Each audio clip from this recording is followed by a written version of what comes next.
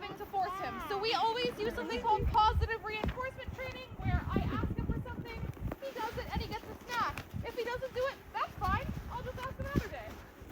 So it's all sort of with his cooperation. So we work really hard to build trust with these guys and do this training with them every single day. So he knows exactly what's going on, and he's incredibly smart. So the training I'm going to be doing today is called rollover, which maybe you might do with your dog or your cat. With Gannon, it is the same general thing. I'm going to ask him to roll onto his side. And the reason we do that is because if he ever had an issue with his stomach or with his torso, we could then show the vet by getting him to roll over.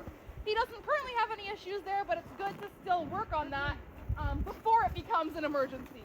Because it's a lot easier to do things when they're not, when they're in a good frame of mind.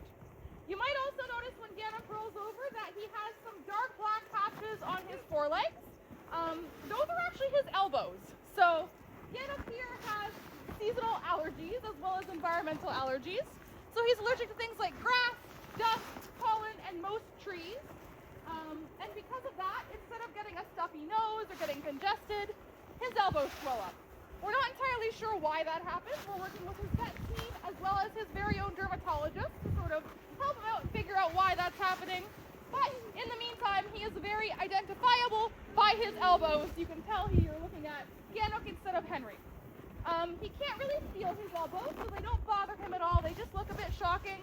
And because he can't feel them, sometimes when he's rolling around or playing with things, he does get cuts on them because he can't really feel them. So that is the case today. He did get a cut on his elbows. There is a little bit of blood on him, but we have taken a look. We've treated him. I promise there's not any active bleeding happening, but there is some blood still in his fur because he does not like getting washed. Fair enough. It's freezing. So the other reason I'm getting him to roll over is to see if he will roll in the snow. That is how polar bears in the wild clean themselves. So we'll see if Gannon wants to demonstrate that. You ready? Down. You will.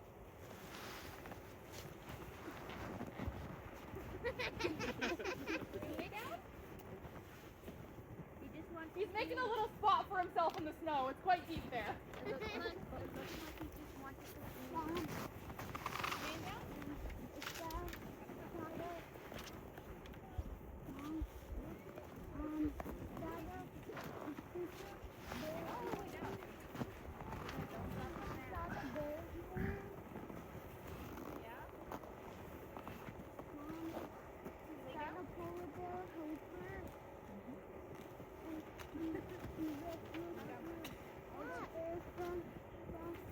There you go.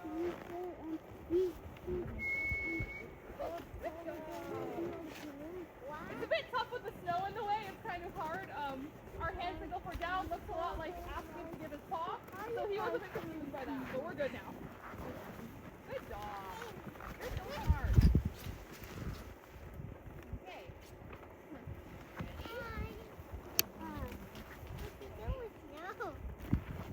Roll over.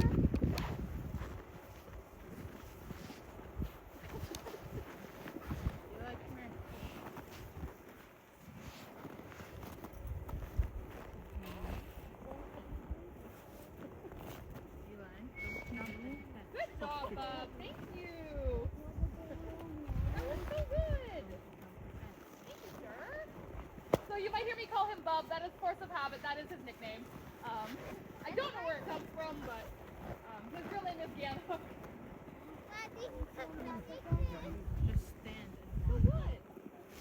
You're so smart.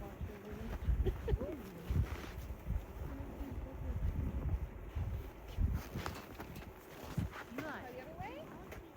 He is better at rolling one way versus the other way, so we'll see if he'll do the other side, but I don't know for certain if he'll do it. You think? Ready? Roll over.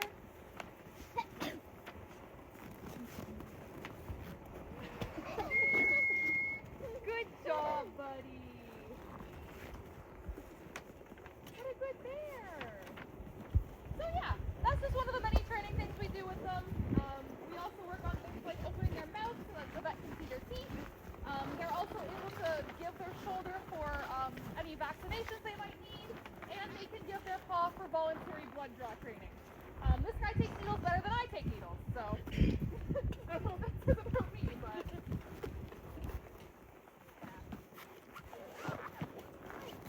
And sorry, what are you feeding him? he's getting currently, we call this mash. It is a mixture of seal fat, ground up fish heads and tails, and then he also this is like an add-on, he also got some ground up carrot and sweet potato. Nice.